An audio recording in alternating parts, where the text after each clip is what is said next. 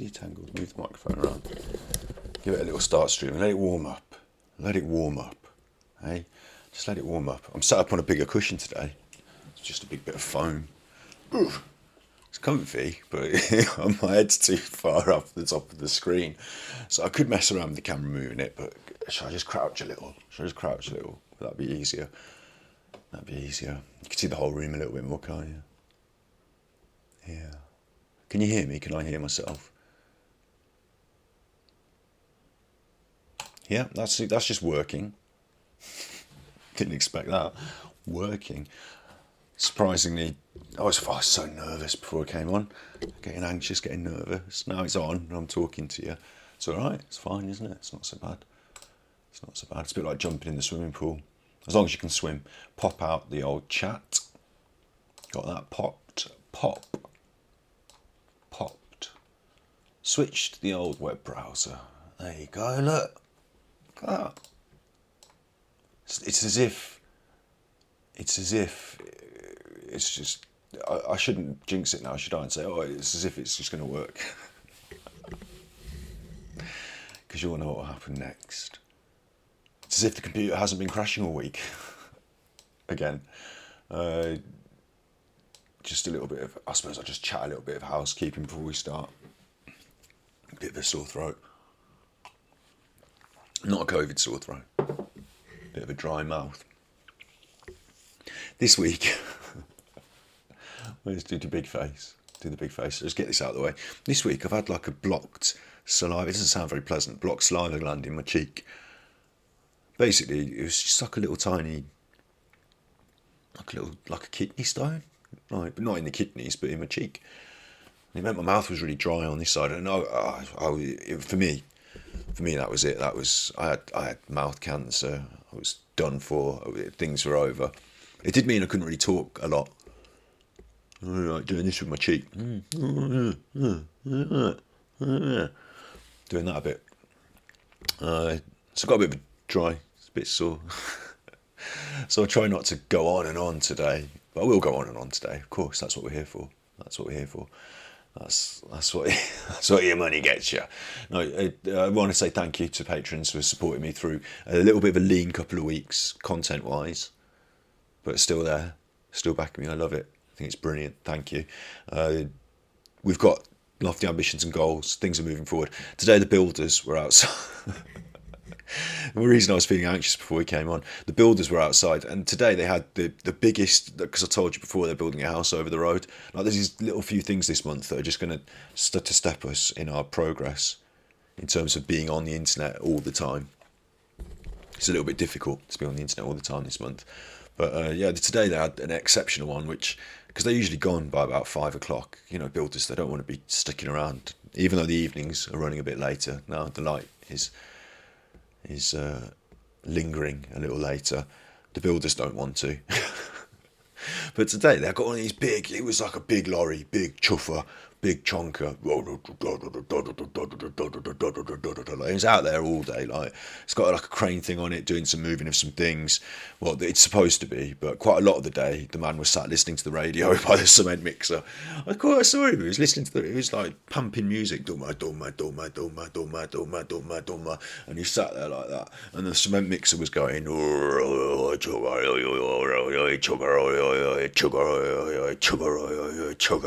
the music's and the big lorry that is required for I don't know what it's required for, the chug. That's all going. That's all been going today. I'm thinking, oh dear, I'm going to be talking to them on the internet later. I'm going to be talking to my friends on Mental Health Monday. Going to be going over the anger thing we did last week and adding to it. I'm going to be doing that. Oh dear, I hope they finish. And of course, I'm supposed to sit here and edit. I haven't really been doing. The computer's been crashing a bit, and that's been going on. I just haven't this week, really, to be honest. This thing in my mouth, a bit sore. Just I haven't sat here and done that.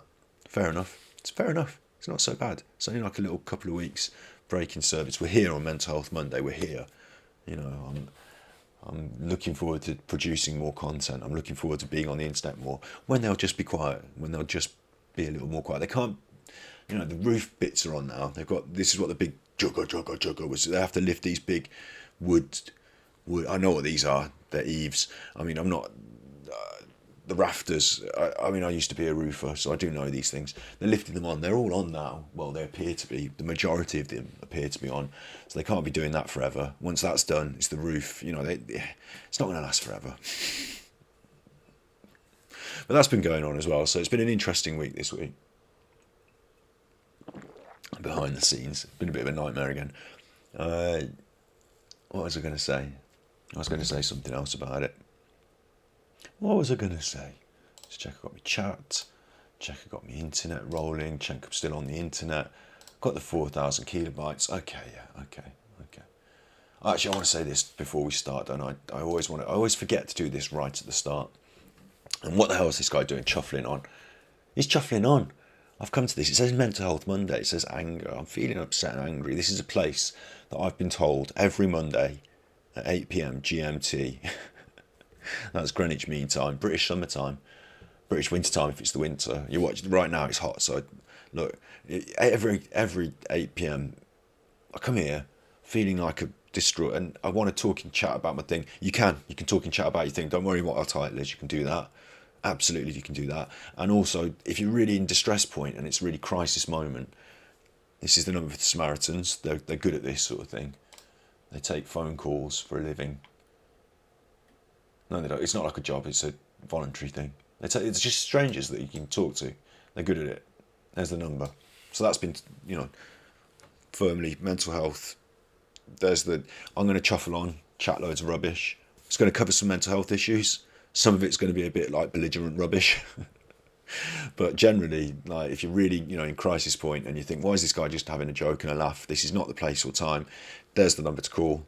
These people will not laugh and joke. But I'm going to a little bit. It's Mental Health Monday. We've got our own YouTube channel now. Making sure I keep the upload schedule weekly, at least. Videos on there. Previous videos as well from the True Binaural. Still haven't done a whisper video to tell them what's going on. I'm not going to go on that channel again unless I whisper. They just hate. They don't want me to chuffle on. They want me to, They don't want me chuffling on. They want me whispering. So we've got our own channel now, Mental Health Monday, for this. We got that. Still feeling a little bit confused about my other content. Like, one of my friends told me the other day they looked for the video that I made about video games being theme parks, Jeff Bezos, Amazon. I've changed the name to it. They looked for it and they couldn't find it because theme parks and games. Type that into Google. It's not going to bring up my video. What's your channel called? Ganji Kid Art Chat. What the chuff? Type that into Google. It's just like go outside, mate. What are you doing? Typing that weird stuff into my Google. So I've got an issue with the search. Maybe I should rebrand in some way. I'm feeling a little bit, this last couple of weeks, I'm feeling a little bit unsure, unsteady. I know what I can envisage in certain ways. I don't know if I'm making it happen in the right way, so a bit unsure. And today what we're doing is talking about anger and how to manage it. So I've done a preamble, it's worked, the internet has not crashed. I've just walked us gently into this. Don't let it know. Don't let Bill Gates and all the other internet, Elon Musk and Bill Gates, don't let them know that I'm going to do the Mental Health Monday broadcast as planned and that it's not to crash. Don't let them know. Let's just check you can hear me. Yeah, I can hear it. You can hear it. Ergo. Lost the chat window now. Let's just move that. You love it when I do this. You love it when I move the chat window around. Way. Okay. So, Mental Health Monday, every Monday at 8 after a little bit of rambling and shambling.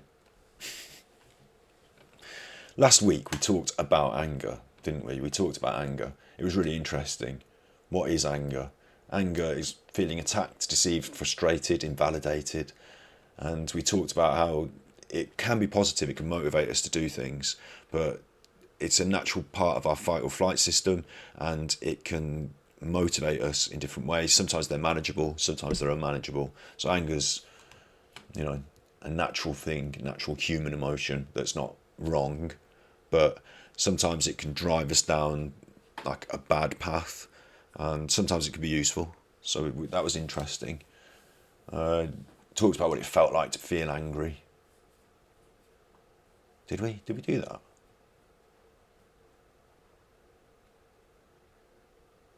I don't know if we did the symptoms, you know. I don't know if we did the symptoms. I think we should talk. I think we'll go over that now today, yeah, again, because I can't remember. I did have a look over last week's broadcast, and I was going to edit it. I was going to do the editing that I was supposed to do. I had a little look over it, but there was a lot of different conversation about different things. I couldn't really get a full grasp of what I was talking about. So the computer did then crash, and I thought, well, I'll chuff this then. But we're all right. We're going. We're rolling. Childhood and upbringing. Did we talk about that?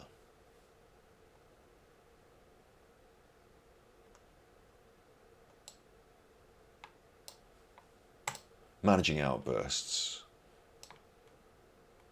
Do you know, there's a way for me to find out what we looked at, which is to look at my own videos from last week.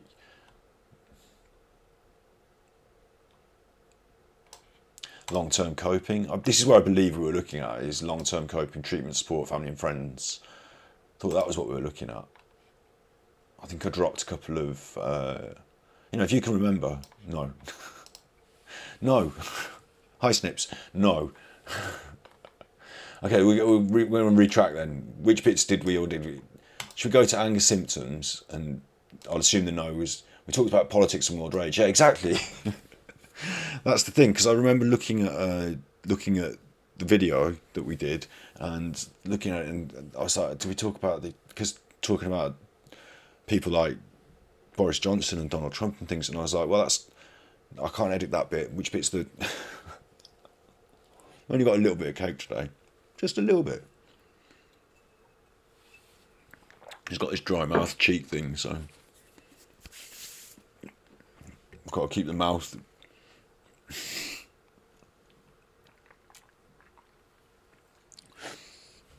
Got to keep the mouth working. Okay, we'll start with symptoms. We'll go through symptoms. Because even if we didn't do it last week, it's still good. We've still got some things that we can bring out of this. It will go different ways. Who knows? You get a churning feeling in your stomach and a tightness in your chest, an increased and rapid heartbeat, increased heart rate and blood pressure. We've got medics in the chat as well. Snips is full on medics. Like, if it was zombie time, Snips is still alive and has has grabbed the right bottles, like whether they be antibiotics or... See, that's the limit of my knowledge now. She's grabbed the correct bottles at the hospital, got them all in a big bag, and you want to make sure that the zombies don't get her. Oh, I've got a plan as well. I've got a plan. See, look, we're gonna go off piste immediately, but the zombie plan it's necessary to have, isn't it? It's good to have, and what I can never get, I never understand. Big face this, big face it. Oh, now have I put this sound out of sync? Let me check. It's not so bad. No, it seems all right. Go on. I don't know about these want to become followers. If I could ban them out of my chat, I would. If I could ban, I've moved the windows now, so I've just got enough difficulty trying to find the windows, let alone banning people out of chat. How do we do this? I don't want to reply. I don't want to save the page as a bookmark. We'll do it later. We'll look at that later. That'll be something we can think about another time. But I wanted to talk about your zombie plan, so you'll have to tell me about it in chat, and hope these people don't keep going on about their do you want followers. Let's bring that down. There you go. Right. One of the things I can never understand is, why is it that they're out there in a t-shirt? Why are they wearing a vest? You get bit. You're a zombie. This exposed flesh, that's the vulnerable part. So why are they in your t-shirt? I don't chuffing care if it's hot. You can at least wear a long sleeve, can't you? You can at least wear a long sleeve. Many had, but yeah, I'll tell you what, the tin goods would be, baked beans will survive the nuclear meltdown and all that, so we're going to definitely have the tin goods. But they're heavy, aren't they? They're heavy. So it's an issue. I've got plans on growing my own foods, But then you'll have to defend that as well, won't you? So it's all a bit of an issue.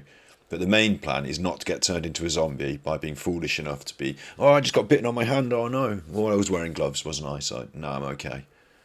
No, I'm okay. As if I don't get swamped, I'll be okay. I've got plans. So I'm going to be dressed up nice and... You know how in your house you've probably got like an old sports equipment item, whether it be some shoulder pads or a hockey stick. You know, you've got like a couple of items of, you can mishmash together a sort of body armor ensemble, can't you? You can do that. Everyone, couple of, your big coat over the top, maybe. I mean, or underneath.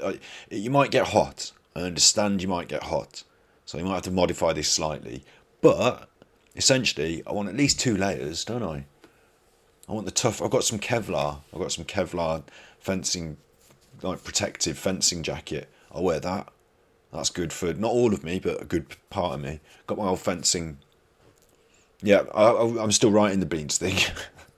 I'm still questioning my decision to whether I'm definitely like, sometimes I write things and I'm like, I've written 3 or 4 pages of something that can never go. Like, what's the point in that?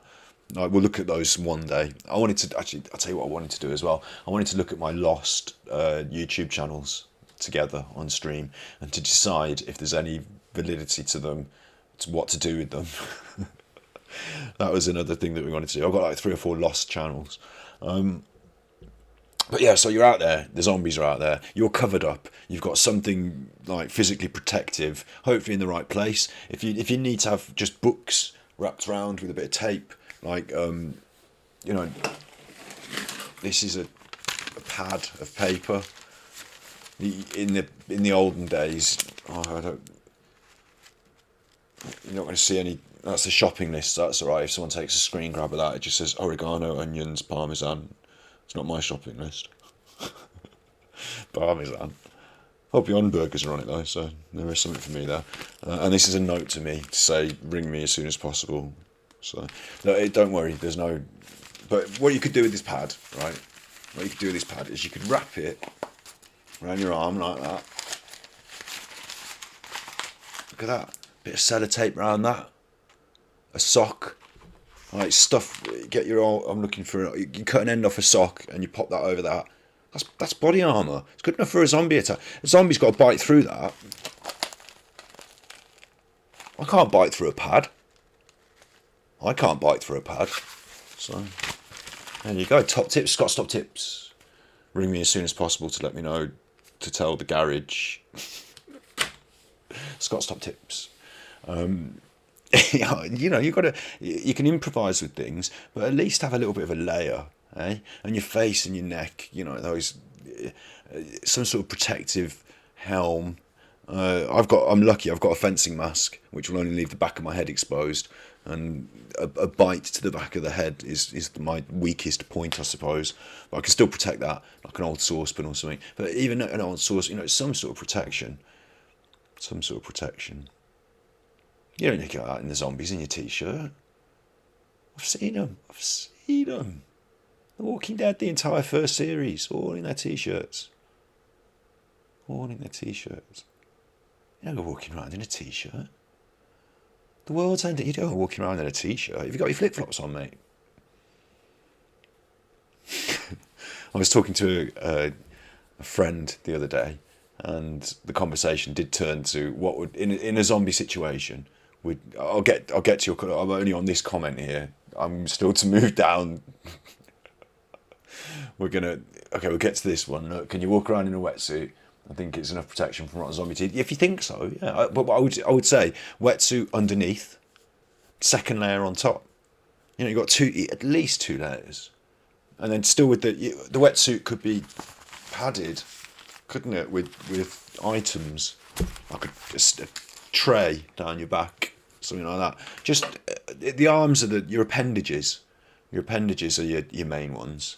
Because they're the ones that get, you're reaching for something, you didn't see the zombie was down there and they bit you, they got my hand. Like, I can put my hand, I want to be in a situation where I can see the zombie, I can put my hand in its mouth and go, blah, blah, blah, blah, blah, blah, and then take its head off with my other, I don't want to be worried that a little bit of zombie chewing is going to turn me zombie. I want to be protected from that. That's the general principle. WeirdTube is gold. Is gold. Is it though? Is it? We need to review it and see. And this is the point. We'll go. We're jumping around. This is Mental Health Monday. We're talking about anger. WeirdTube is on a different account because I was so worried that I was using other people's clips. You know, the whole clips videos thing. It was a bit before the whole.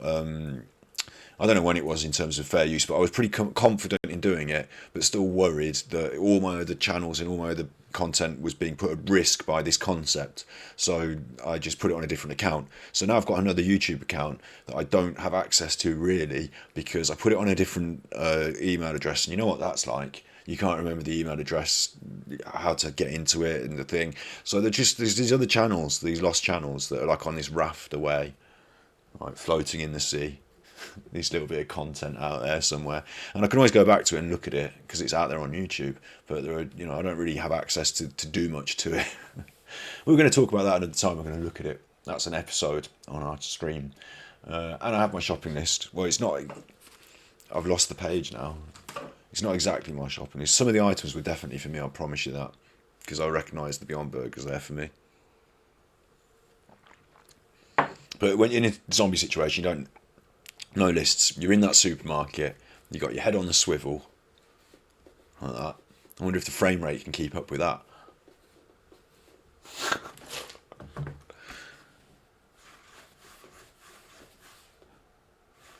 By twisting the hat the other way, it probably looks double speed. There you go. That's a tip as well. That's a tip, isn't it? Got your hat. You've got your Johnny Depp hat. He's not come out yet. I'm just borrowing his hat. He doesn't know. He's not here. He's not going to start yelling. But if you've got a hat, you can put your hat on a stick. Just poke it up above the parapet like that, can't you? If the zombie goes, oh, well, there you go. You don't have to go stumbling into things blindly. But yeah, in the supermarket, head on the swivel. And you're just in the tin goods aisle, just shuffling as much until that trolley. So you think that's a bit heavy. Then you're out of there. No, let's not overload. Let's not stay too long. This is another thing that I can never get my head around. Why are we risking our lives having conversations in zombie supermarket situations? In you're doing a bit of scouting or scouring or, scavenging. And then something happens in the zombie film or Negan had a leather jacket. Yeah, exactly. It's not vegan, but exactly. It's no wonder he survived so long. You're out there, you're in this situation, these bad things are happening, and then, I just thought we'd have a chat about this thing and this other thing that happened. No, you can't talk to me. I'm on scout mode, I'm in zombie mode. Everyone's got to be quiet, because any noise can attract a zombie. I don't want to talk about it now. Fill your bags up with tin goods, get the Instamash, and let's get out of here. Well, that's it. That's the only one. I don't want to hear. The only thing you can say to me is, "I think there's a zombie over there." And you don't even have to say that. You just can do this.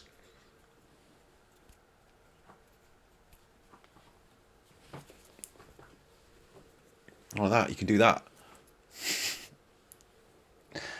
So, Mental Health Monday. We're here on Mental Health Monday. If I don't talk about anger, then we're going to be talking about anger for weeks and weeks and weeks. Weeks and weeks and weeks.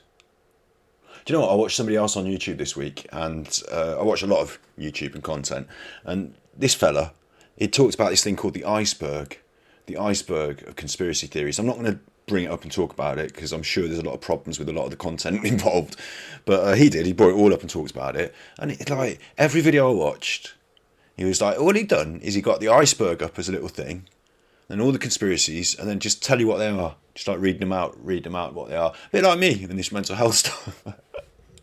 And every week, his video, he's like, the channel's going really well. We've got 1,000 subscribers. And I thought, I know that feeling, mate. Like, good on you. Like, he's just there, sat in his room, just talking on the old, I know that feeling. Good on you. And then the next video, he's like, I can't believe this. We've got up to like 10,000 subscribers. And I was like, oh, bless you. It's going well for you. That's good. And then like the next video is like, oh my God, 60,000. And like one of the videos has got 1 million views. And like, blood. talking about the iceberg, it's because it's the conspiracy things, isn't it? It's all those weird, like, if you list every conspiracy theory in a video and you progressively amp them up to make them more and more outlandish and ludicrous, then I guess it must hit the YouTube algorithm just right in the sweet spot. Right in the sweet spot.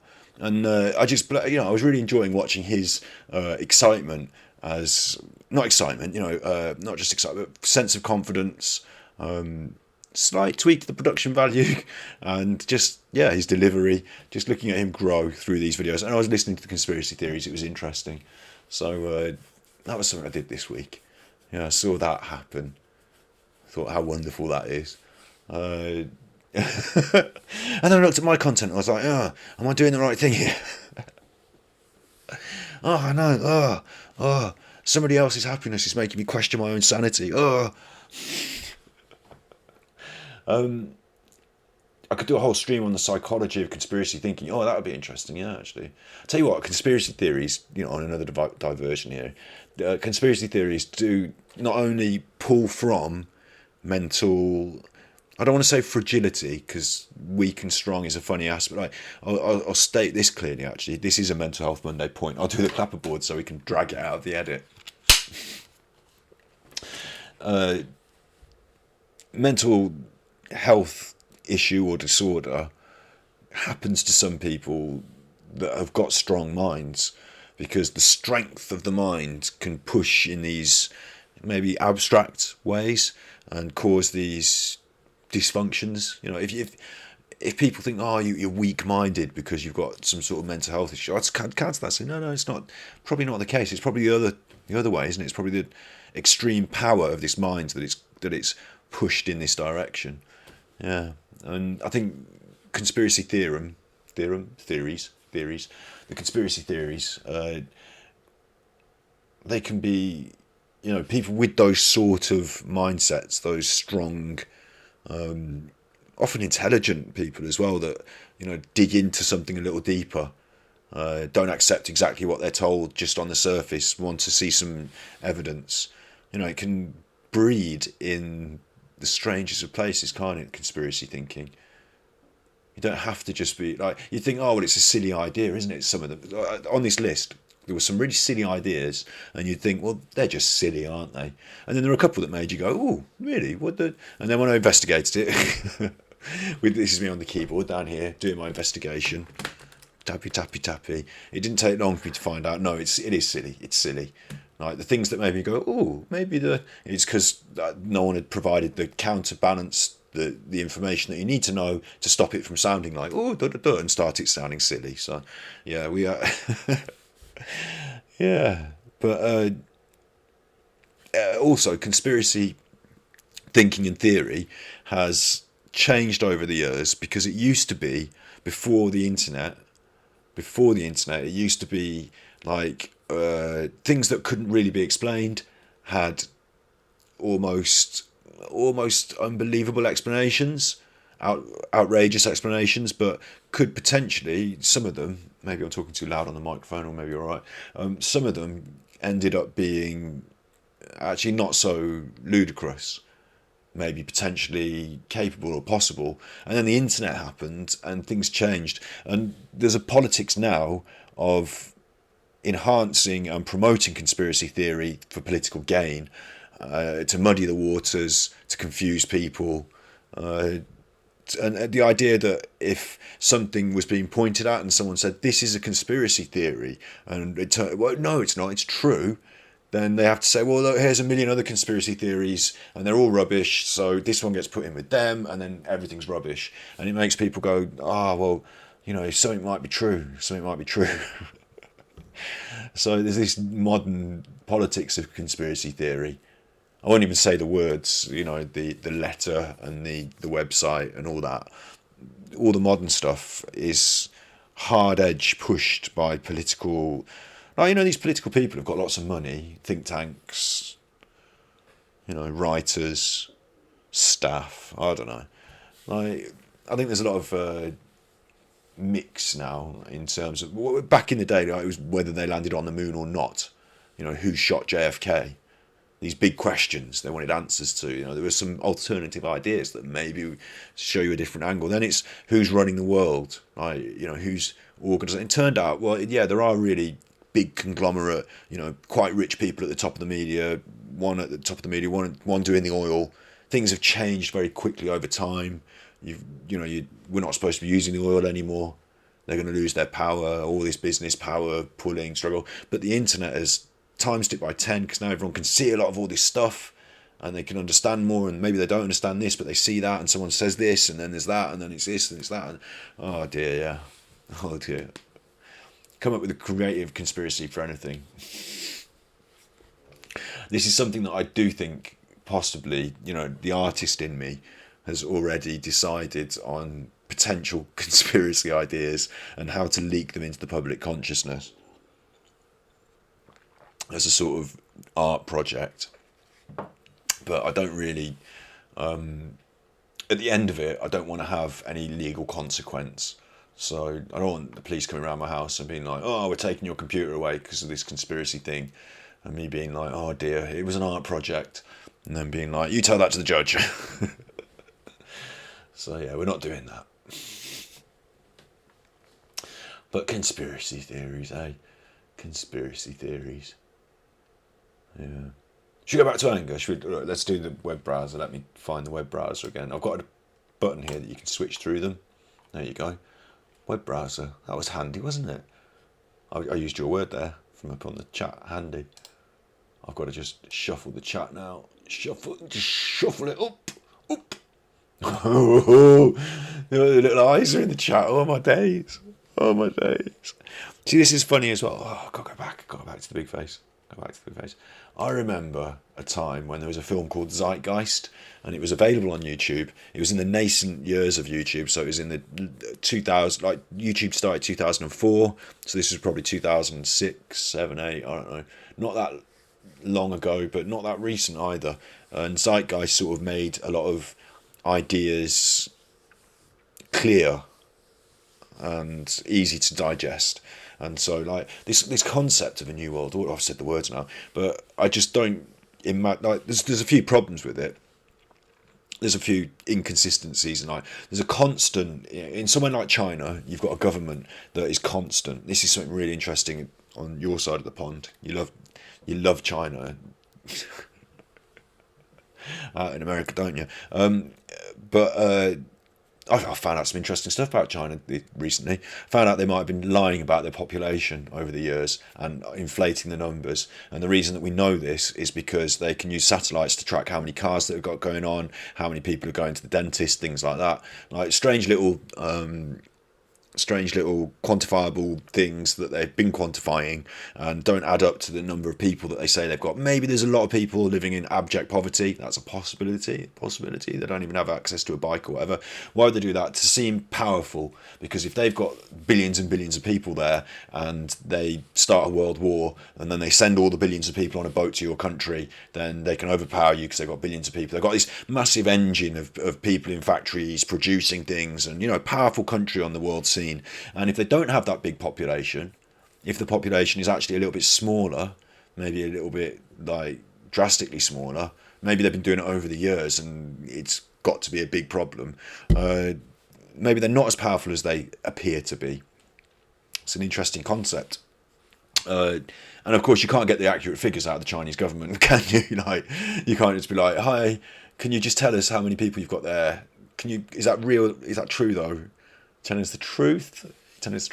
They're powerful, haven't invested in economic systems yet. There's all sorts of. I'm not going to get too political about it in case they take me off the internet. But China. I don't know enough about it. I know that I like the principles of freedom and democracy ahead of whatever the chuff they've got going on and are doing to Hong Kong. I know that Hong Kong should be free. Not just out of principle, but legally, because we enshrined it into law when when the British Commonwealth gave Hong Kong back to Chinese powers. They wrote a little law that said it's got to have these freedoms, and they were like, "Yeah, absolutely, chuffing, do it differently."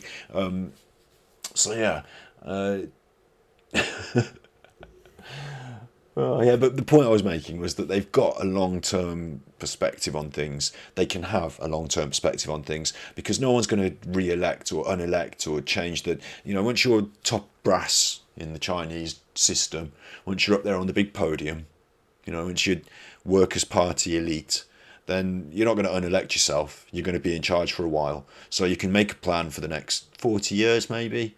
What's your strategy going forward? Well, let's plan out our strategy going forward. In my career, what I want to achieve over my lifetime is, that's the way they can look at this. Look at 10 years, 20 years, 30 years, how to achieve things. Whereas in the UK, in the US, in most Western democracies, one of the failings of democracy is that you have this pendulum swing to both sides. It's our turn now. Now it's your turn to take it over there. Oh, bring it back over here. No, take it over there. No, bring it over here. And you come to power, whether you're Donald Trump or Joe Biden, and you say, in my last remaining 5 years of my political career, now I've reached the zenith of my political career, what's going to be my legacy? What little bits can I try and install so that they filter down beyond my 5 years? But really, I've got like 5 to 7 years, maybe another term if things go well. What can I achieve in this time? It's not the same long-term strategy. And even if you do install a long-term strategy, someone else, Donald Trump, his ideas were taken apart by Joe Biden. Like Donald Trump himself took apart the ideas of Obama. Someone's going to come along after you and just be like, "Oh, is that what you were trying to do?" No, I don't think so. Let's do it differently. So the long-term goal is set more by the market capitalism, in part the agenda of the people. You want to say? I want to say people, but really I mean the pound, the dollar, where the money goes, how much money you can amass for doing whatever. That sort of sets the agenda more. It's more of a barometer, like, temperature gauge, like the money gauge is pushing us in this direction. So I guess we better sort of, like, that happens more than people sitting around a table saying, what do we need to achieve in the next 200 years? What do we need to achieve in the next 60 years? I mean, 200 is a bit of a long term, isn't it? But even then, the Chinese Workers' Party assume that they're going to be in power for the next 200 years. They don't assume they're going to suddenly become democratic. Whereas in our countries, someone like Boris Johnson doesn't assume that the Conservative Party will be in power. He might well do, actually, because what the clever politicians on the right wing try and do is change the system to keep them in power longer. So there is that happening. But yeah, they don't assume, they don't even care, because it's not about the good of the people for the next 200 years. It's about what they can get in the next 4 or 5. So but Biden hopefully will do a good job. Hopefully will bring a different vibe to the world politics. But even if he is following in the footsteps of the greats and doing the world's best job, if he's the world's best ever president, then what will happen with China is they'll say, like, oh, Biden's kicking our ass. Biden's giving us trouble. He's calling us out. Let's just wait it out. Like they did with Trump. Like they wait for the president that won't give them difficulty, and then they do what they want. Because like, if Biden's a difficult, he's been talking about China in the G7 recently. If there's a difficulty for them, they can just wait it out. My term in China will go on long after Biden's gone. We're just going to go on the back burner for a few years. Let him do his thing. Same with Trump. Trump wasn't positive for China, I don't think. Maybe he was, maybe politically. Don't get me in on that. But just sort of, yeah, like it's interesting, isn't it, that those different timescales allow you to think differently. So good luck, Joe Biden. Is he going to call out China for the treatment of Uyghurs in China? Do you know what? I think I should be doing that. I've followed that Uyghur story for a while, and it feels like it's getting on for years now. I considered trying to go out there to make a documentary. Reconsidered when I realised that I'd be arrested and put in a gulag. It's really bad what's happening, and yeah, I worry because what kind of pressure we can put on our leaders, Boris and Biden and whoever, whatever pressure we put on them, I don't really want to say, let's go to war with China. I just do want to say, can we do something about these people and protect them?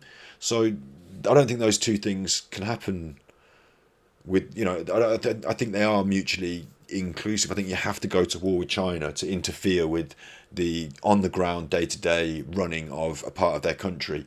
I think we have to go to war with them. And then what am I, an advocate for war? Isn't that ironic? Isn't that ironic the way it goes around that I'm going to petition my leaders to start a war for peace, for niceness. So I don't know the answer. I don't know what's good for the people of China. So I know what's good for the Uyghurs is to be left alone, but I don't know how to achieve that. The only thing that I would say is I think maybe we should be setting up.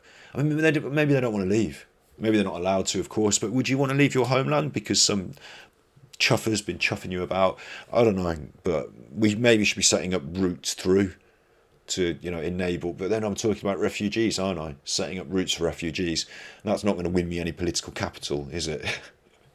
I think we should be inviting refugees from abroad into our country. Oh, do you? We've discussed that and we voted against it. We had the Brexit. People like you can shut up.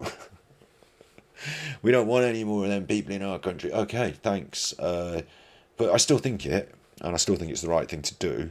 So it just turns out that we've just got sort of 52% more, like 2% more, 4% more people who don't in our country. We need to tip that balance.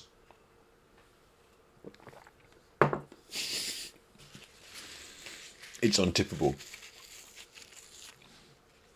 Don't get me started on the politics in the UK, because you've got Joe Biden, bless his lovely fine silver hair. He seems like a nice guy, You wouldn't mind, would you? I'll tell you what you wouldn't mind. If Joe Biden turned up, I'll tell you what he'd be carrying. I'm not getting political, just talking about Joe Biden. I'll tell you what he'd do. He'd turn up, he'd bring something, wouldn't he? He'd bring like a little pot of home-cooked food, or like a bottle of... it wouldn't just go to the off-licence and buy a bottle of like a 40. If you see me American slang there, a 40. I don't even know what a 40 is. Big bottle of pop, isn't it? He wouldn't do that. He'd have his own... Oh, we picked these apples on our tour of... when we went on tour in the Midwest a few years ago, me and the wife, we picked these apples and we brought them back and we turned them into a cider. It turned out it was quite a nice year. And you'd have like this bottle and it would be like personal Joe Biden. It would have written on it, the year and the apples. There you go. And they'd be like, oh, thanks, Joe. That's nice, isn't it? Come on in. What do you want to talk about? And Joe would sit down on a comfy. You'd offer him the comfiest of chairs. You'd offer him that. You'd be like, no, don't. You sit. I have the comfy chair, Joe. Can I get you a drink? Do you want a drink? Shall we open this? Oh no, you want? Oh, okay. I'll put that into chiller. We'll save that for a special occasion. Joe Biden cider.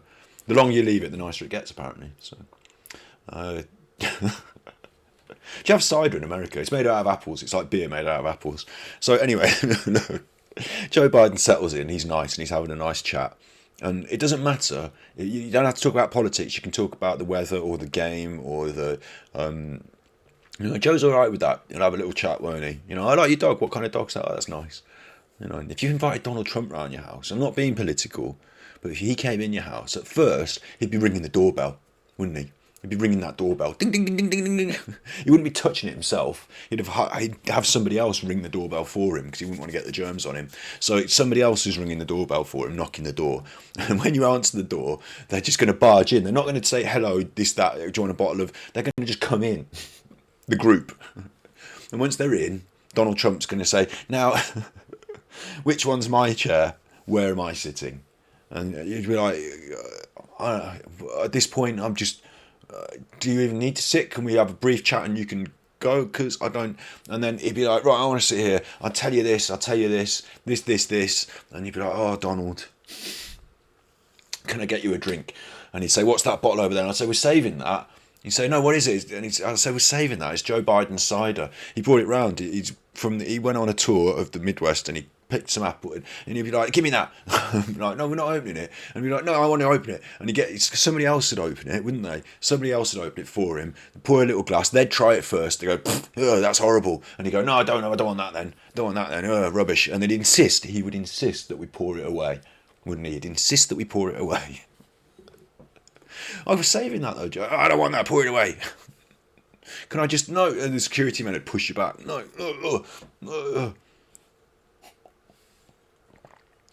I wouldn't offer him anything else after that. I'd just be like, what do you want?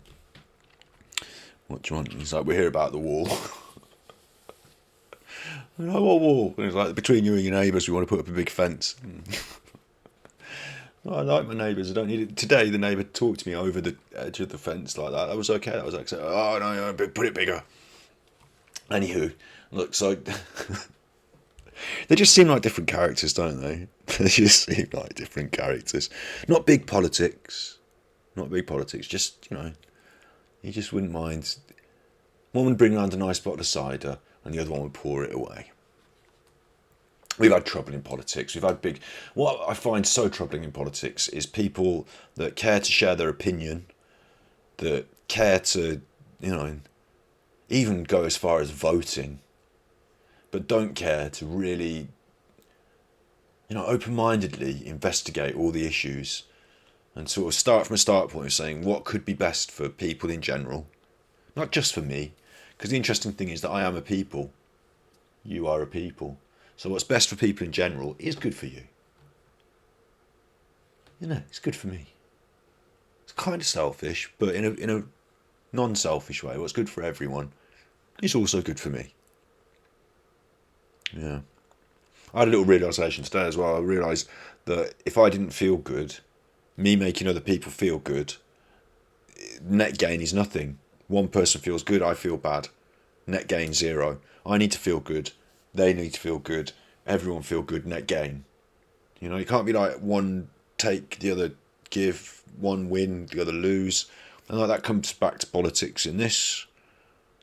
What's the point in having a two system split down the middle? Coming down to the bottom line here, I guess, is our democracies, compared to other situations, might be better, but have led to this complete dominance by two parties. It's more clear in America. It's more dominant. The two parties are more dominant. In the UK, we have more pretend parties, like the Green Party, the Liberal Democrats, that occasionally bubble up with a few votes, say a few things, don't really get invited onto the big boy stage, big girl stage. There was the patriarchy, wasn't it? Patriarchy. They don't get invited onto the big stage. Patriarchy. I need to dock myself some patriarchy points, but yeah, it's interesting, isn't it? Like, we've come to this point with these two behemoths, and they are pretty much against each other on some really key aspects. The main aspect, we should have a capitalist free market that runs through both. There are some key aspects we can't disagree on that have to be steadfast for some reason. I still don't understand why we can't put cameras in the offices of the people who are in power, like the government. Why there isn't a camera on them so we can see what they're doing. But yeah, some things have to be said. Some things have to be calling out China. That's what we're talking about. I'll get back to that.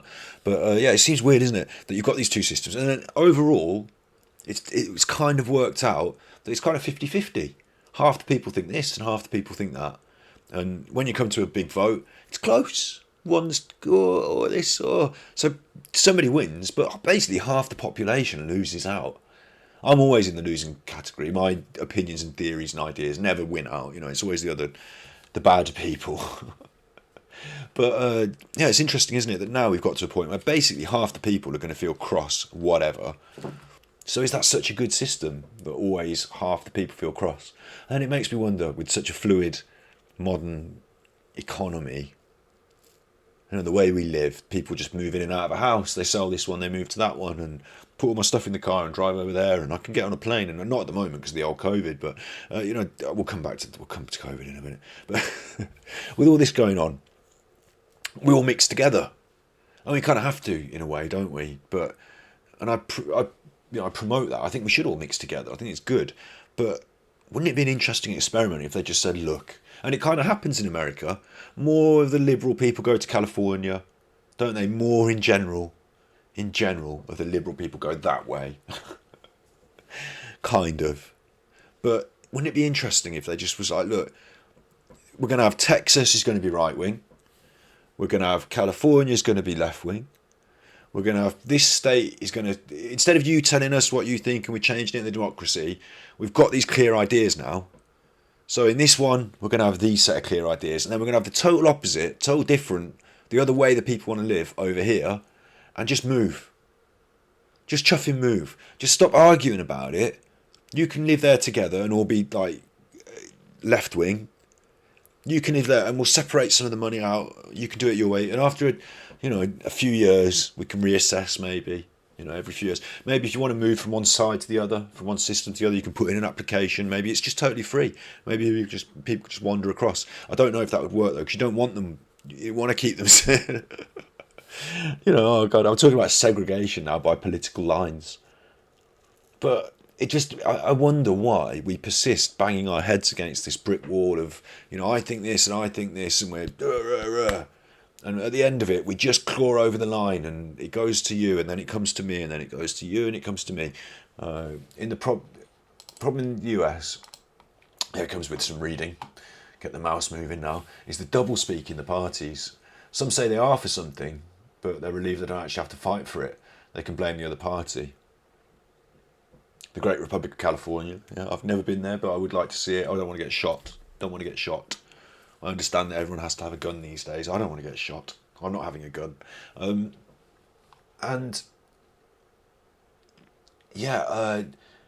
of the interesting things about this block politics, I've put anger, Mental Health Monday, we're talking about politics again. One of the interesting things about it is that if you're Republican, it doesn't mean that you have to think this thing on abortion or this thing on gay rights. Like, you can be a different, you can maybe think, I think liberal things on this, and I think maybe a bit more strict things on that. Maybe I want gun control. Do you know what I mean?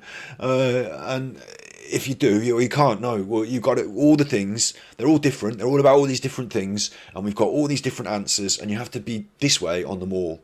Otherwise, you're not really, So you might think, if I'm going to be a Republican, I might have to just go with this on this. Maybe I don't have to think about abortions because I'm a man, so I'll just let them push that agenda and I don't have to care. Like, it's confusing, isn't it? It's a mess. But really, it doesn't give you the opportunity to say, I think this about this issue, and this is what I want to happen with it. And I think this about this issue, and this is what I want to happen with it. Two different hands, two different directions, two different issues. It doesn't give you an option for that. You don't get to go in a voting booth and say, I think this about this. You just be like, I'll pick one of the two. Do you want red or blue? And do they think this about this and that about that? No, you're right. They double speak. They don't even represent the things they're supposed to represent. They're clear in their political agendas when it suits them because it wins votes, but they don't necessarily have to even follow through. Oh dear. These things are sent to test us, aren't they? Independents are the largest voting bloc. Possibly, but I don't know if it works out in terms of, what we need is, and it's going to be very difficult, but a third party to, the problem, the thing that keeps this system working so well, it's like magnets, opposites attract, is that you've got this pendulum swing. So someone always feels that they're winning. Oh, it's our turn now. We're going to drive this forward. The hope of Obama, and then the other side get their moment with the flag to wave and an idea to get behind, and then that crumbles away, and something else. Now it's our turn again. There's always this feeling of progress. There's always a feeling that we're moving forward, but actually we're just sort of swinging back and forth. I think that's an original thought that I've just said there. I think that's an original thought, or a relatively original thought. I didn't copy that off the internet or anything, I just thought that up. But it's true, isn't it? We're not really progressing anywhere, and yet we really feel that we are. A simple thing like the ethnicity of the person who's fought their way to the top of the political spire that particular year can make us feel like there's huge effective change, when in actuality maybe they're slightly less endemic changes and slightly more token changes. I don't know. I don't live in America. I'm not claiming to know, but just floating some ideas there. I mean, I hope we're progressing in the right direction. I hope we're moving in the right way. We all know that. I hope that, obviously. But we're never going to vote me. And having another party, so this system prevents another party and an independent idea from arising and moving to the fore. In fact, at the moment, the only way I think it could work is if Black Lives Matter expanded to encompass more underprivileged or unfairly treated people. So if Black Lives Matter became just Lives Matter, and it talked about, not just the working class against the the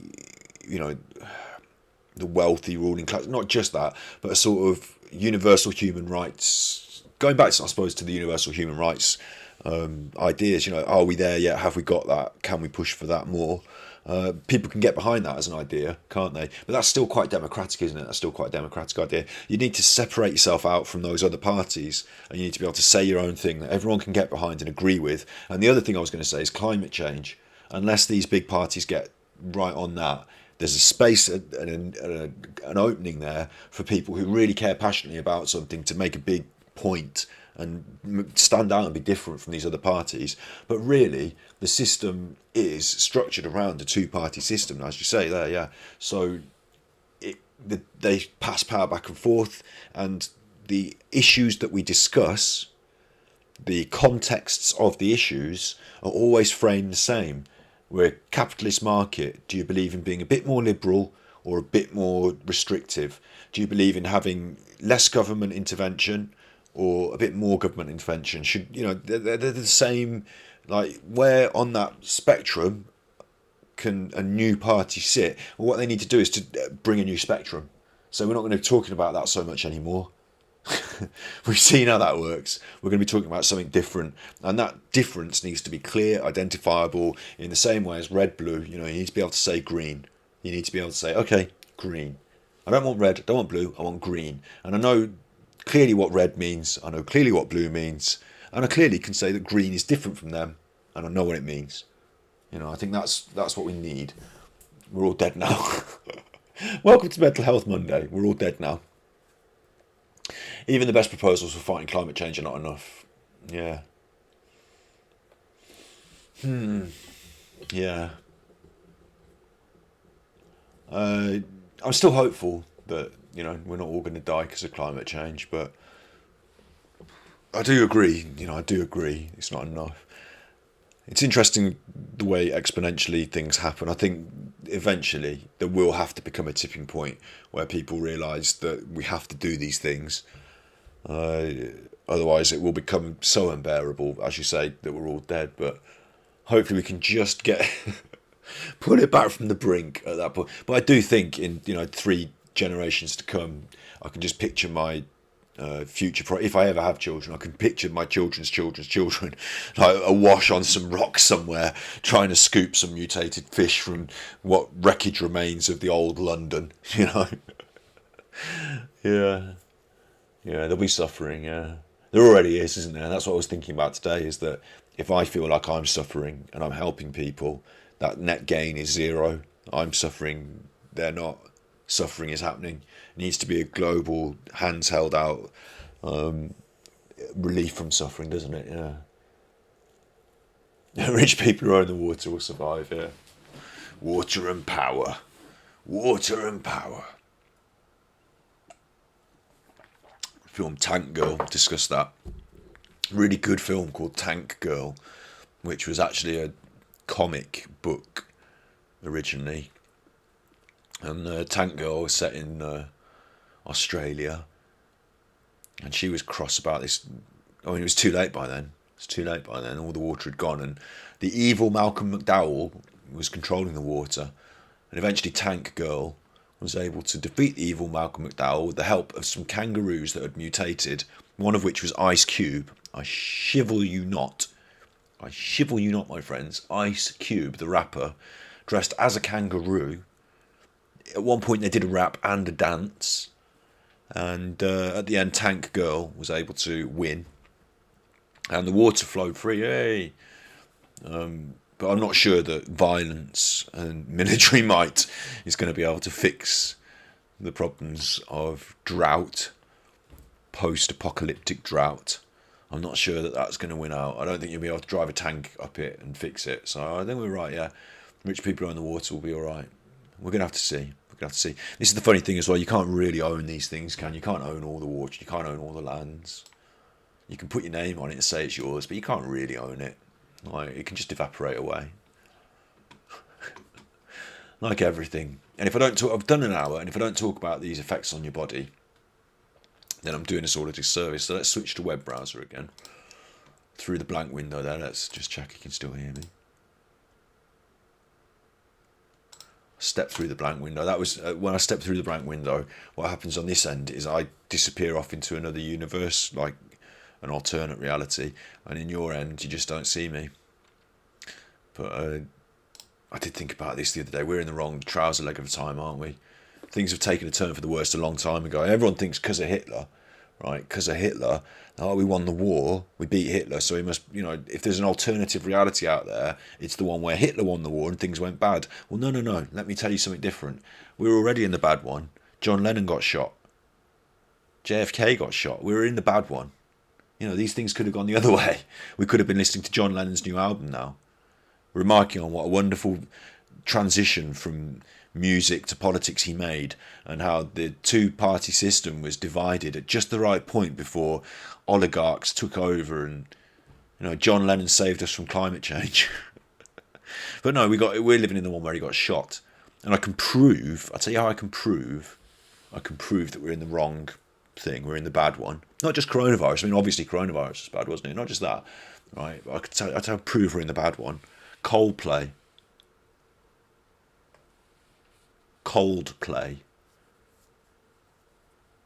That man with the scruffy trainers on the piano.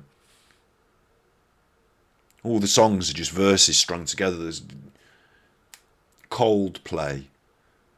You go to a music festival these days, and who's headlining? There's a piano on stage, and you think, a piano? It's not Elton John, is it? I mean, it's not that modern, but boy, can he rock.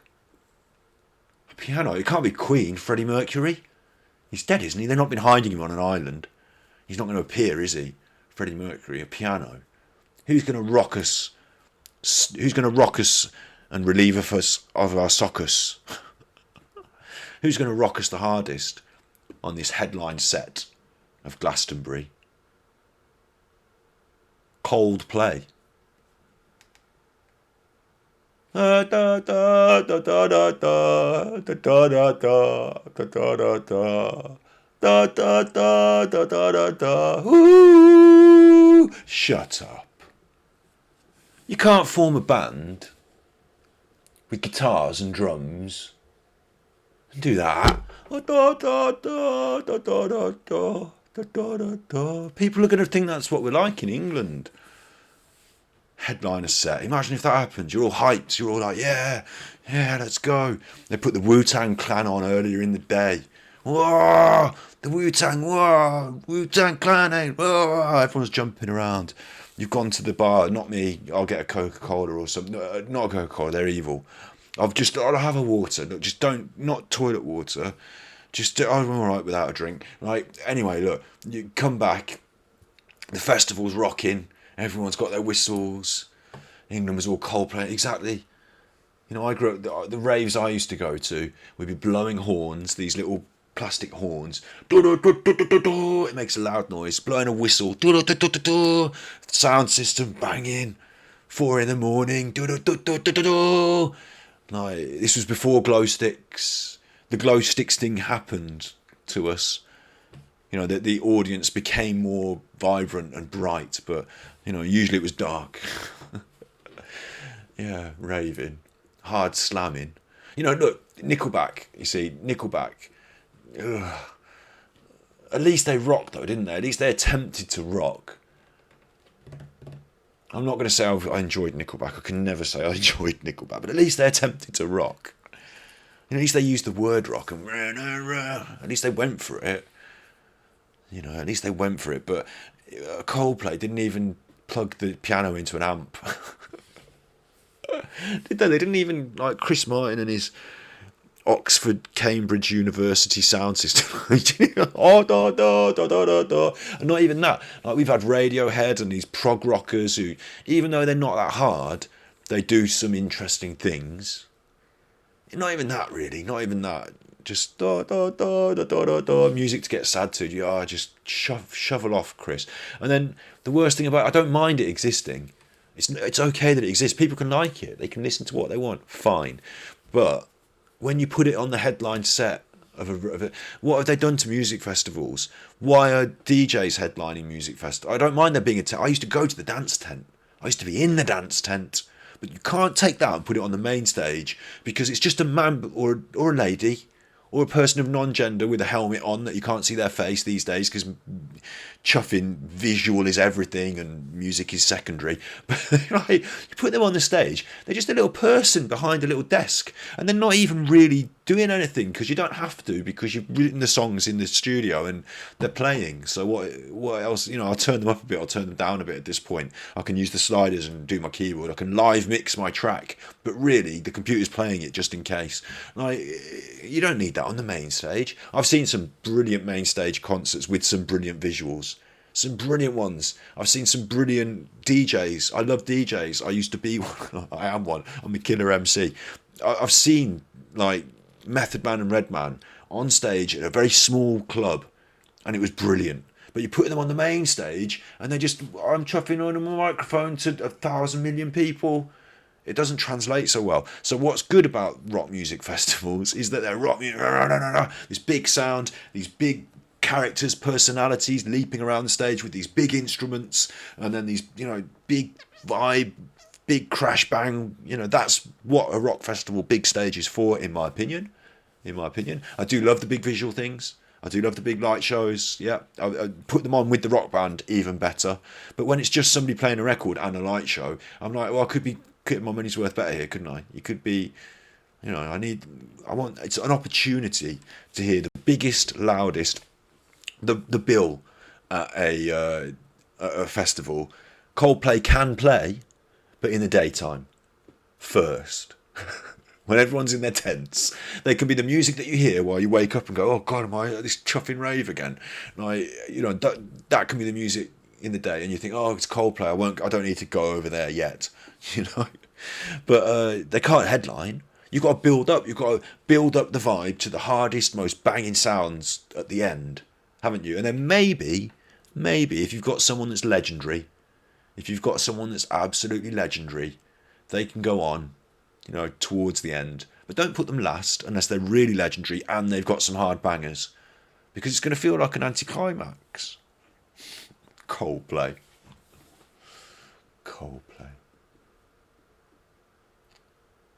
Yeah. So there's some good bands, there's some not so good bands, there's some really good bands out there, aren't there? Could you imagine if you had the opportunity to book, and you booked Coldplay and the Red Hot Chili Peppers, and you didn't put the Red Hot Chili Peppers on last? Can you imagine that? That's happened. So there you go. That'll make you angry. Let's go to web browsing. We'll talk about these feelings. What I wanted to say, I remember from earlier. Probably won't edit this one. Probably just leave this one today, this week. What I wanted to say was these feelings actually resemble dizziness, shaking, trembling, pounding head, feeling hot, tense muscles, legs going weak. They actually resemble like a panic attack or a heart attack, don't they? Maybe I did say this last week. I can't remember. But they do, don't they? They Tool. You've been to see Tool. Big face. Tool are like mythic in my mind. They're like mythic. I didn't continue on with my journey in music as hardcore as I should have done, maybe. At some point, I grew up and stopped discovering new bands on the weekly. The record shops Chuffy Mole closed down, didn't they? They became an HMV or a generic record shop, and then even that closed down because the supermarket sold records and you got them on the internet. So, Tool, brilliant. One of my friends when I was young, she do you remember when you were young? Do you remember when life was good? When you were young, I had this friend, and she was into. I had lots of friends like this. They were into slightly more obscure bands in a certain direction. One of my friends was into death metal bands, like they were into like the Cradle of Filth, the really rotten gore bands, and I didn't really, it didn't appeal to me that much. But there were these mystical, like Tool. I'd seen the name written down. and I'd heard them talked about, and I knew they were good. I knew they were good, but I hadn't, like, I hadn't got the whole album. It was back in the day before you couldn't just go on the internet and type it in.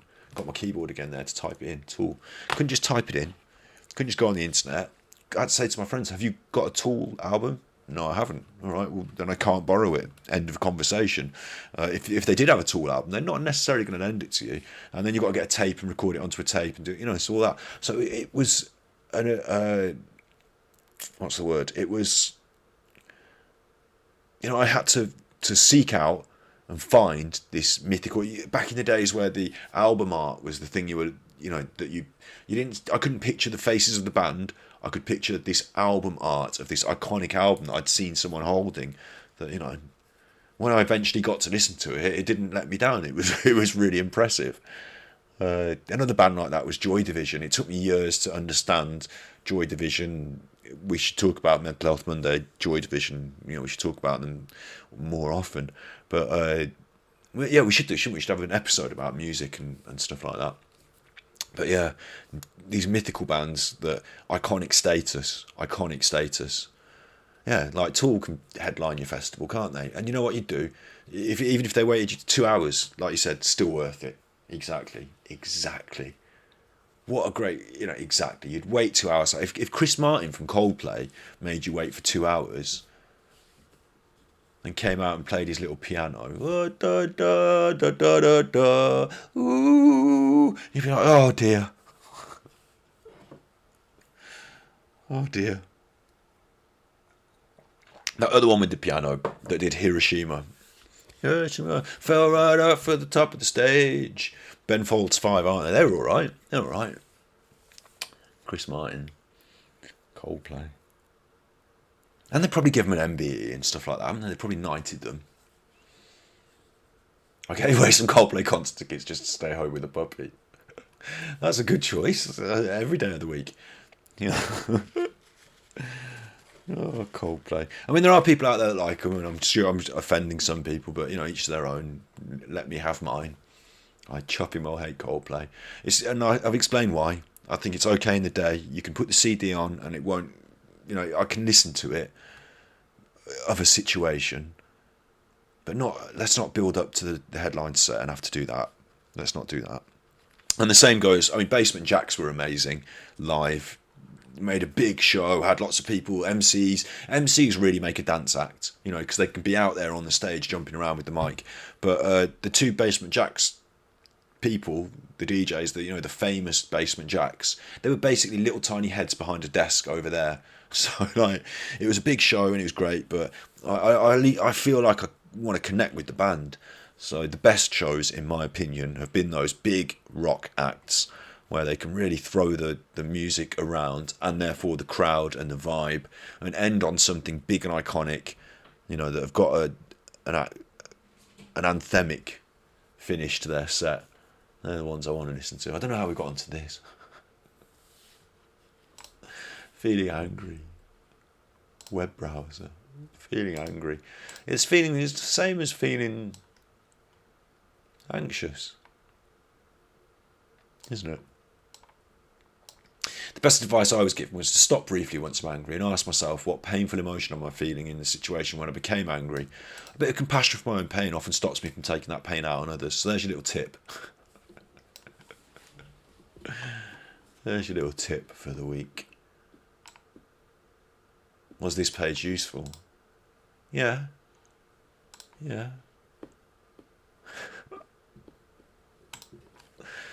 And I can absolutely categorically state that we have not achieved this week's Mental Health Monday episode as planned. We have talked a lot of shiffle, but it's absolutely fine. I've enjoyed it, and it's good for me to be online when I said I would be, in a difficult week again, a second difficult week.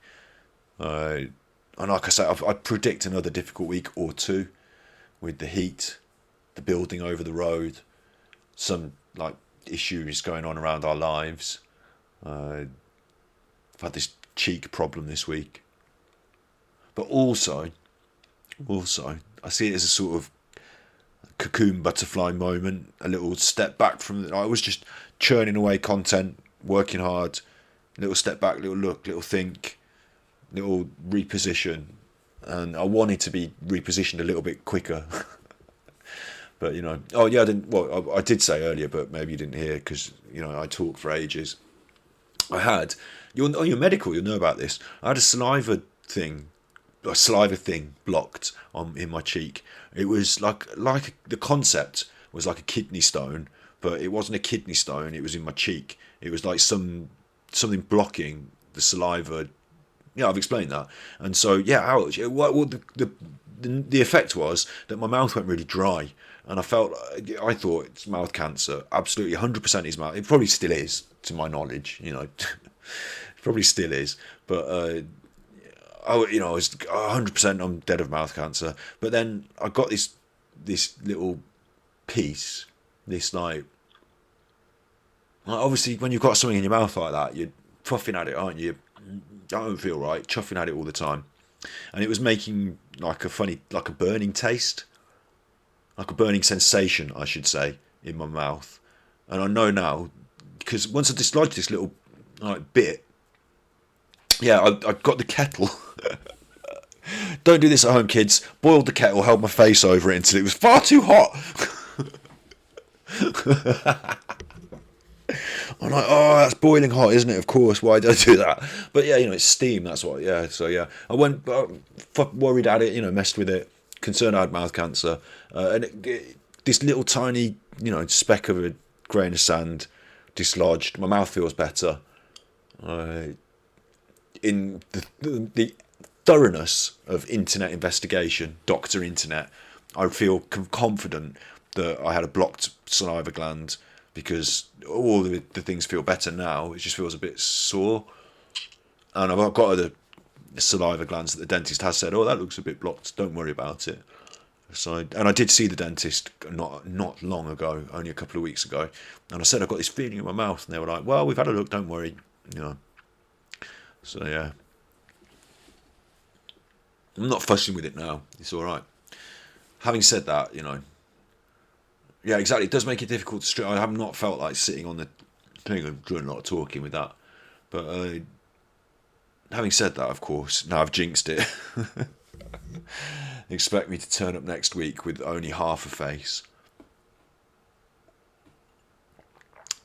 At least I'll be able to get work in Hollywood as Superman's bad friend. What do they call them? Villain. The villain. The villains are always the bad friend. The villains are always in Hollywood. They're always have been traditionally presented as disfigured physically, because it's a visual medium. And so if you're just a normal person, then you might not be a baddie. But if you've got an eye patch, or you walk with a stick, or if you're disabled in some way, that is therefore a physical visual symptom of promise it. Phantom of the Opera, you see, Phantom of the Opera, there's another one. And the sad thing about that is that it turns out in reality, people who have disabilities or disfigurements are not villains. They're just normal people like the rest of us, who've probably gone through something that's given them a bit more perspective on life. And they're probably or possibly actually more likely to be nice people, have a bit more compassion, maybe. So it's interesting that cinema has taught us something completely incorrect, used to present ideas because they were clumsy but useful in terms of telling a story, but not really useful, and certainly clumsy in a social context. And I've heard this concept before from people that, when I was young I watched a lot of films, they made an impression on me. I'm not pretending that you watch media, therefore you're bad, ban the films. I'm not saying that. But, the tone of the media that you grow up in, certainly I grew up in the 80s tone, and you can look back over the 80s, we can discuss this at length another time, but the tone of the media you grow up in affects your perception of the world. That can certainly be said. And so I just worry, I worry that people might, physical disfigurement, bad news, bad people. That was an actual real concept they put forward. They were like, I'm going to write that in the script. I like that idea. I'm going to perpetuate that one. It works well for my film. And I imagine one day, I still got little things in my head, got scripts in my head, got ideas that maybe we could produce one day. I've had a little conversation recently about producing a short. I really do want to make a good short. The only problem with it, as I said in this conversation with my friend, was that at the end of it, I would have spent a lot of money. This money we saved up for the computer, for example, I could put that towards making a short. And at the end of it, I'd have got a good short. I can write this interesting script, this thing can be produced, and then that'll be the end of it. I'll just have a good short. So maybe it's not a good investment. But, because I'm not good at selling these things on and doing things with them afterwards. But yeah, so, don't know, if I were to do that, it might be, why don't we make this thing? Because the language of cinema says this. I did media studies at college. I learned about the language of cinema. And so when you're working in cinema, it might be suggested to you that utilising the language of cinema as it exists based on the 50s, 60s, 70s and 80s, 90s, 2000s, 2000s, that's all.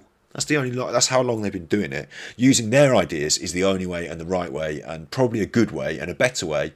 It works in a lot of contexts, but it's weird, isn't it, that even that, the language of cinema is set against disabled people. Bad, isn't it? I could make a good Guy Fawkes. What?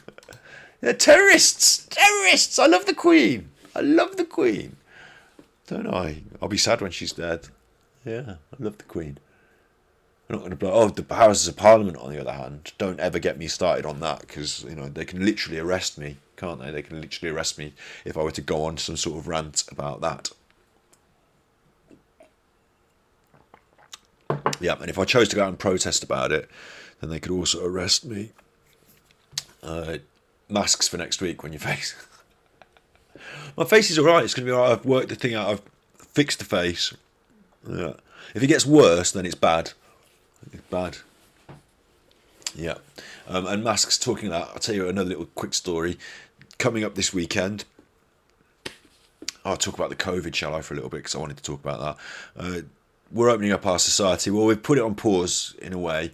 We're quite open at the moment. You can go around each other's houses. You can have a party. You can have up to 6 different households. You can have up to, do whatever you want, basically. But you can't have a real big wedding, and you can't have a packed theatre. But other than that, pretty much do what you... And the police are not going around controlling the parties. They're not going around knocking on the doors anymore saying, who's in your house, can we have a look? It's just free-for-all, really. They're all at the shops. They're all at the pub. You can go in the pub, I think. Anyway, they're all out doing whatever. The number's going up again. And our chuffing vaccine programme has not been completed in time. They thought it would. They said it's going to. They're making all the right noises. It's not. But the people that they haven't vaccinated don't really care. They seem to not care. So they're going ahead with things, really. The number going up. We're at 7,000 cases a day. In UK terms, it's just the start of the little up ramp. But because we've seen it all before, we know the exponential increase. So I predict in the next couple of weeks, we're going to be right up there on the up ramp. And I don't want to go messing, getting infected. I've got a vaccine. I've had the 2 doses. My AstraZeneca vaccine is only 60% effective. Only 60% effective against this new Delta variant. This new variant that's more transmissible, more airborne. My vaccine's only 60% effective. The Pfizer vaccine, that's 80%, upwards of 80% effective. I've had the 60% effective. So the people I'm going to be going and mixing with, if I go out, they're all the ones that don't care, that are out there mixing. Took the masks off now, giving each other hugs. They don't care. So they're out there doing that. So, it's a really interesting time for me. I don't really feel like jumping on the outdoor bandwagon again, especially not with this more transmissible, with the actual knowledge that my vaccine is not 100% effective. I don't really want to just run the risks because what the hell. but also I am fatigued and tired of all these measures. And if I want to mix with people, I have to accept that they're taking the risks for me. You know, interesting time. So anyway, this weekend we're going to be having a party. We're going to be having a party. We've not had a party for a few years, really. A year longer, have we? So we like having parties. They're nice. And it's some people's birthdays. We're celebrating their birthdays by sort of throwing them a party. Not here, at my sister's house. Or should I have said that on the internet? Yeah. Well, I have now. You don't know where she lives. You better not. But anyway, look, we're having a party and it's going to be nice. And I don't really. Oh no. The other thing is, it's going to be a Fortnite themed party. We're going to be dressed up as Fortnite people. So the good thing I wanted to broadcast is that I'm going to take some photos, some video. I've got a green screen over there. I'm going to take that with me. It's a good excuse to get my film kit together and take it on the show road and use it, and then edit it together to show you some real life Fortnite fun. I might even try and stream, but I'm not that confident at streaming on my phone. But I might get sort of, what should can I use slang words on the internet for things? I might get battered in a good way, in a sort of partyish way. You know, I might feel worse for wear, tired. I don't drink, but you know, I will be tired by the end of the evening, and I might eat some cake. I don't know. Anyway, I might be able to get the phone out, and everyone will be drunk, and they'll be like, "Oh, like, do you want to see them? Isn't it fun on the old stream?" I might be able to do that. I shouldn't promote it because I might not. Maybe they'll all be like, "Oh no, don't do that. Oh, don't show us on the internet."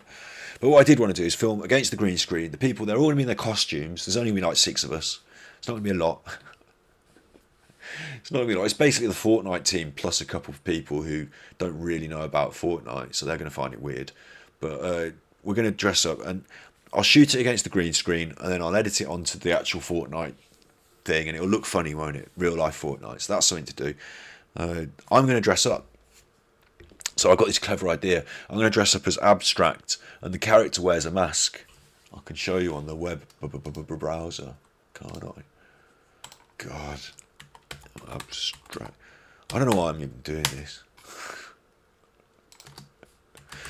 Fortnite. I honestly, because I don't drink, I'm not going to stay all night, and you know, far be it from me to promote Fortnite web browser.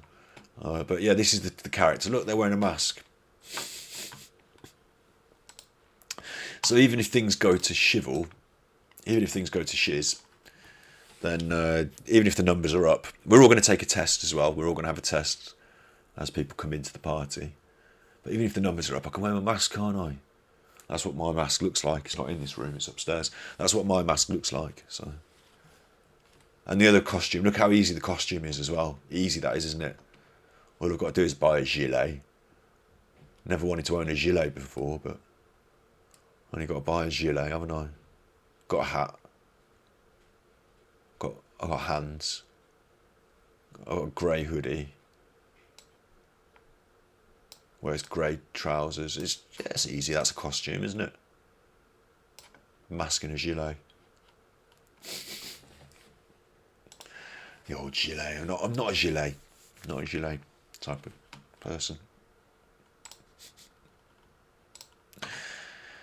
Hi. So that is going to happen at the weekend. I'm going to be anxious and panicking.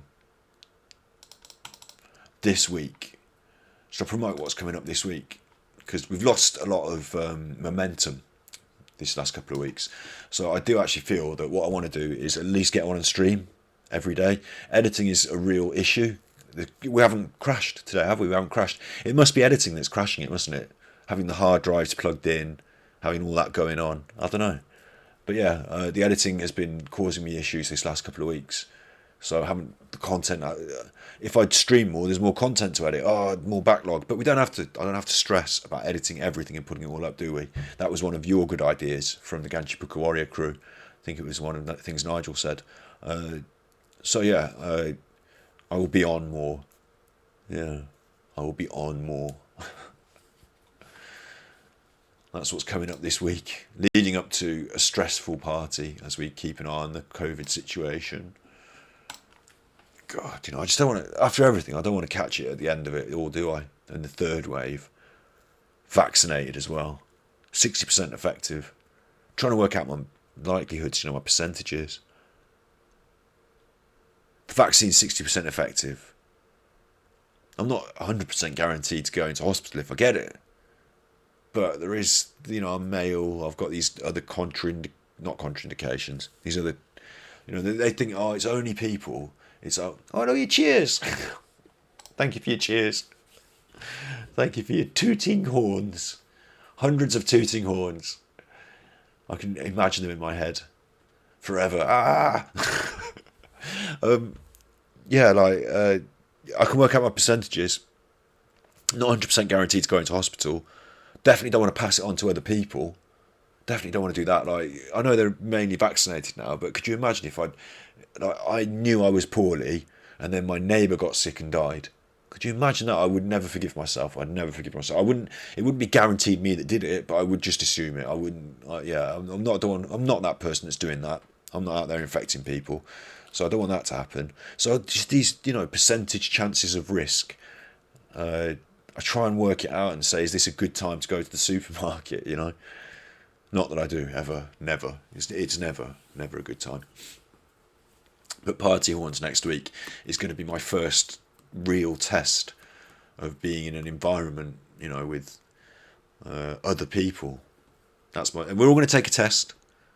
We're all going to have a test. So I should be able to say, okay, you've had a test. But even then, I'm like, oh yeah, but if you got infected that day, maybe you don't see it on the test, and maybe,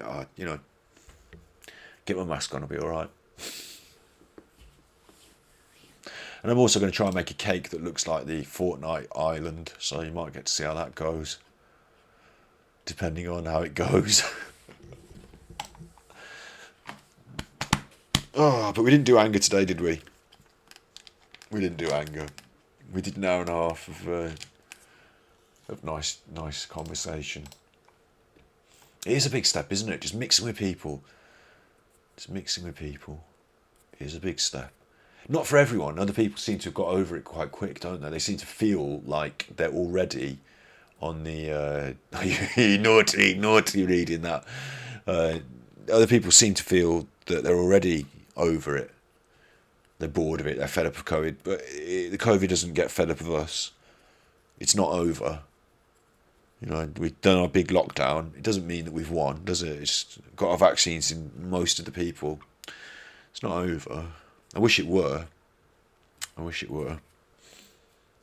Yeah.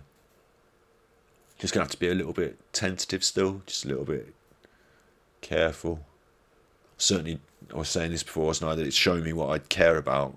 Showing me what I do and don't want to do. And I'm not eager to get off down the pub, am I? I'm not eager to do that. I had a little bit of an idea about travelling somewhere to do some filming. I had this idea about the podcast idea and whether I should set it up here or put together a kit that I can take to somebody. But then do I want to go and just drive off to somebody's house and just be like, hi, don't worry about the old COVID. I'm going to sit down with you for an hour and a half. If you cough, I can edit it out, but I can't edit it out of my lungs. So please don't infect me with the old virus, eh? That sort of business. I don't know. Anywho, look, you've been good. Let's go on the old web browser and just confirm that you've been good. Were you good? Yes. Click yes. Tell us more. Tell us how good you've been. Oh look. Hello. Should we do this? Why did you visit this page? For my own mental health, for someone else's mental health. Academic, educational, professional reason. I visited professionally. Well, I did because you give me some tooty horns, so theoretically this is professional. And yeah, you're here because I've dragged you here and you don't have any other choice. What do you want to tell us about? Oh, well, I pressed the tell us more button. Praise things we do well. Please give us your feedback. Oh, chuff, I've opened up Pandora's box now. If I tell them about it, they could come back and be like, it's copyright material. What are you doing sending it out on the internet without our, oh, maybe I've caused us an issue now. I'm just going to put thanks for compiling. I mean, thanks. It's their reason, raison d'etre, isn't it? It's their reason for being. Mind is a resource for mental health. But thanks for compiling such interesting and comprehensive information. There's space there between that and that. The old space bar. It is helping people all over. They think they're just going to read this and think, yeah, we've got one on there. I've got one on the line here, all over the world. The world. Thanks for compiling such interesting, comprehensive information. It's helping people all over the world. That'll do, won't it? That'll do. Don't include your personal details. No, I wasn't gonna. Shall I? Now I'm tempted to. So, do you know what I was really tempted to do the other day? Is I was thinking we should do a live stream. Use the word excellent. People who like to say excellent, interesting, excellent, and comprehensive information. Should we get rid of comprehensive? I'll just leave it. Look, it's just I don't like the way it's pushed on the formatting there. Yeah, it's fine. Look, we including excellent. Big tick that. Thank you very much. Don't include personally. I thought the other day, wouldn't it be funny if I did a live stream setting up an online bank account, and I just live stream all my details of setting up the online bank account? Wouldn't that smileys and hearty hearts? I don't know how to. I'm not going to. So I know one of them is this one. I know that one. That less than 3. I know that one. But yeah, I thought, wouldn't it be funny to do a live stream where I set up an internet bank account? Obviously, I had all my personal information on the internet. Really bad idea. And it'd be really funny, wouldn't it? That would be the joke in itself. And then the knock-on effect, whatever bad thing happened to me, the identity theft, the ongoing problems in my life, I could broadcast them as a live stream and talk about them. And, it could be an interesting story, couldn't it? Like an art project where I jeopardise my life for views. But people do things like that all the time, don't they? Jake Paul will do that now. Now I've said that, he'll do that. Hopefully. If you're in crisis right now, call the Samaritans. Oh, look, great minds think alike.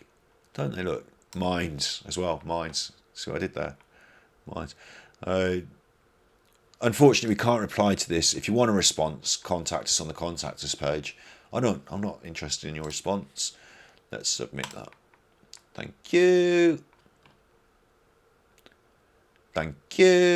Where's the thank you? It's just gone blue, look. I'm assuming that's supposed to say thank you there. Let's pretend it does. Maybe I'm not being able to see it. Maybe there's something gone wrong with my eyes. But it just went blue. So there you go. How to cope with anger. I'm going to have to review it all in the edit, find out which bits I really did and didn't say, and we're going to have to come back to this next week. So if you hate me for not providing you with the correct Mental Health Monday, then chuff it. I did notice that I got about 90 views on these videos for not doing midweek uploads. I got more views on Twitch of the video of this. So I think that's simply because people have been coming to the page to see, why isn't he not on? And it's just played it for them by mistake. But, otherwise, thank you. Otherwise, I do thank you. I really do appreciate everything. Here's to you. My little pretty cup there. Isn't it pretty with the... Pretty. Here's to you. Cheers. You be good, my little puckos. I will see you anon. Hopefully, I think it'd be funny as well to try and do a stream if they're doing really noisy things outside, because I'll have to have the window open. It'll be hot. And the men will be out there shouting and running their instruments. They're not instruments, they're machines. All right. You be good, my little puckos. You be good.